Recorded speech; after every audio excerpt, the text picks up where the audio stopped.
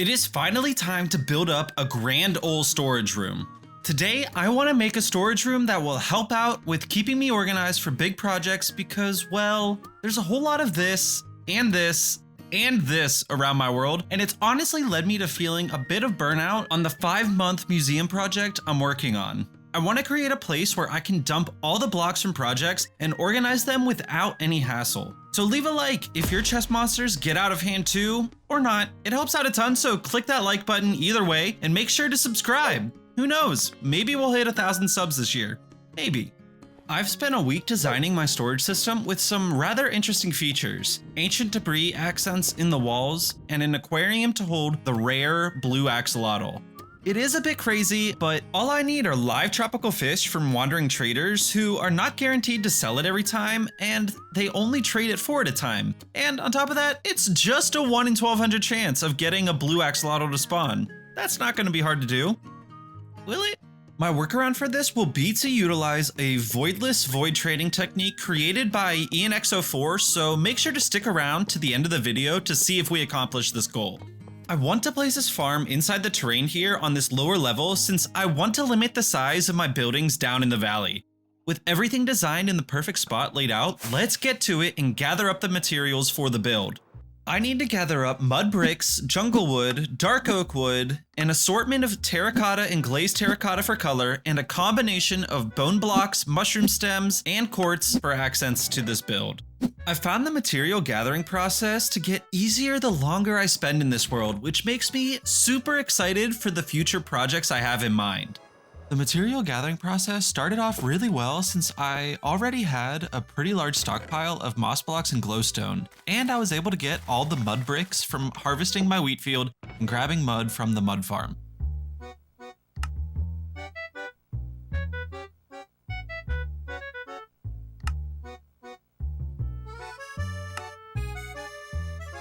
I really don't want to talk about my levels. Moving on, I spent a good hour and a half gathering up mushroom stem blocks, and honestly, I don't think I'm ever going to use it again because it was such a pain to get several stacks of this block. Well, we'll see if it's worth it once we see the end product. Now that we have all the necessary farms, getting normal and glazed terracotta is super easy and on large scale. And honestly, it's kind of satisfying watching my super smelter in action.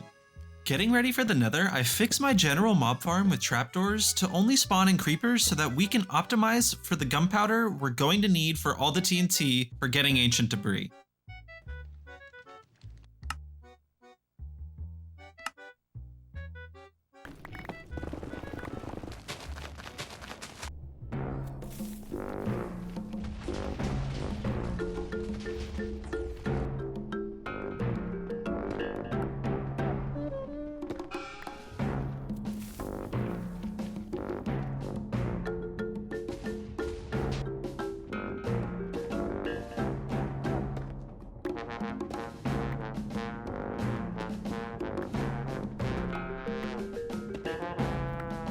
All the ancient debris collected, I made a quick stop at the gold farm to repair my tools and headed back to the overworld to get started on the storage build.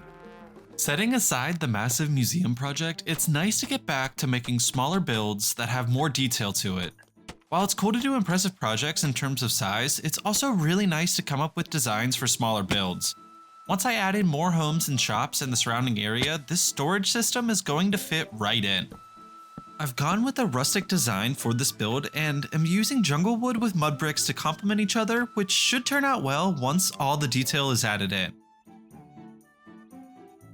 Oh yeah, that's really cool. I love how it looks from down here, and with shaders, it looks even better. Let's just walk in and... oh. Yeah, I haven't done anything about this, but let's fix that real quick. Let's just jump and... yay, it's finished! I definitely didn't spend an entire day building this only to have all the footage get corrupted. No. It's the magic of lore! I absolutely love how this turned out. I just love the open arches, and this entrance up here is actually pretty cool. Yeah, it's an elytra entrance and exit. I think it'll definitely come in handy in saving time. I love it so much. All right, and as we go into the main area, we transition from the open area to a wider area. Yeah, that's right. I love this build so much. I love the terracotta and the browns and the purples. They all kind of tie together, and the lush over green.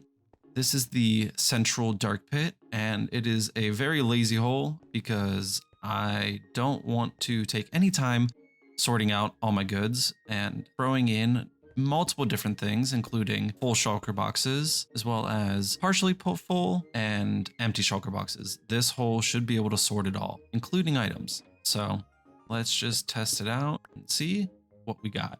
Gonna chuck some random items in there.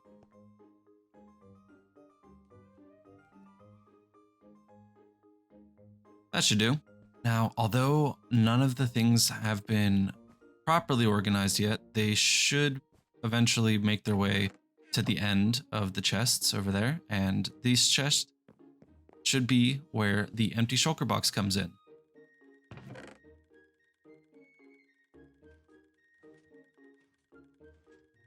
Okay, yeah.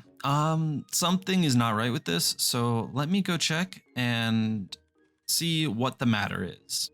Alrighty then, I am back, and the problem seemed to be that I used dispensers instead of droppers for the shulker boxes in the elevator for the shulker boxes, and turns out they won't go out of dispensers when powered unless there is an air block. So yeah, that's my bad. But everything should be working now, so let's throw all these in and we will see if it works. Oh my gosh, yes, it does work. That is wonderful. Let's go. The last thing we should do is probably figure out what we want to sort, but I'm going to push that down the road for a later problem. Right now, it is time to go try and get ourselves a blue axolotl. Yes, that's right. Let's hit it. At the time of releasing this video, I have spent 1 whole year in this world and have been lucky enough to collect a fair bit of tropical fish in buckets from the Wandering Trader. I don't think it'll be enough, but let's try anyway.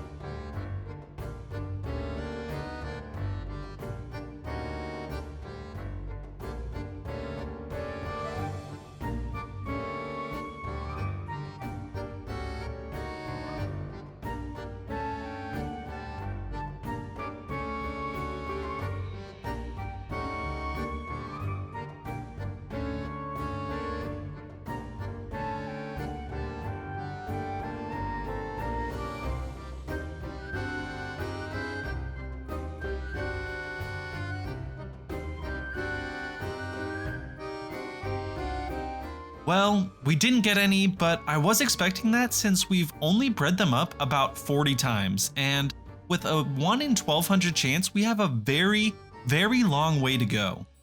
So let's get some more tropical fish, shall we?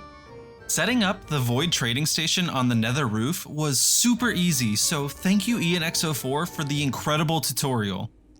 All I need to do now is wait at my Wandering Trader farm, and hopefully we get some traders.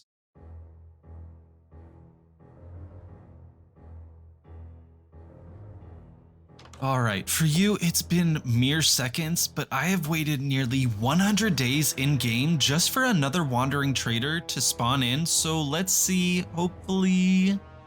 Do you have any? Nope. Alright, what about you? Oh yes, let's go! Oh yes! Awesome! Let's get you out of here, buddy, and into the minecart. Yes, that is going to be your new home until you vanish from us. If I remember correctly, I should just need to hop in, hit this button, open his trading menu, and wait until I hit the end of the track to trade, and hopefully his trade doesn't lock up when we return. Awesome, it works! Let's go! Oh no. Why did I do that? Oh, that's not good. Well, it's time to get a new trader. Hopefully it doesn't take as long. With a few more tries and some accidental swings of my sword in between, I was able to get everything working and got a few double chests full of tropical fish. Whoever at Mojang decided the axolotls should need live tropical fish really needs to be let go. The amount of times I've wasted these fish by accidentally placing them in the water instead of breeding the axolotls is just absurd.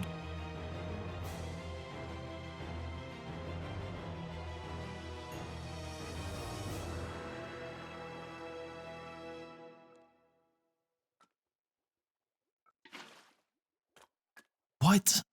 Are you kidding me? That was all my fish! No!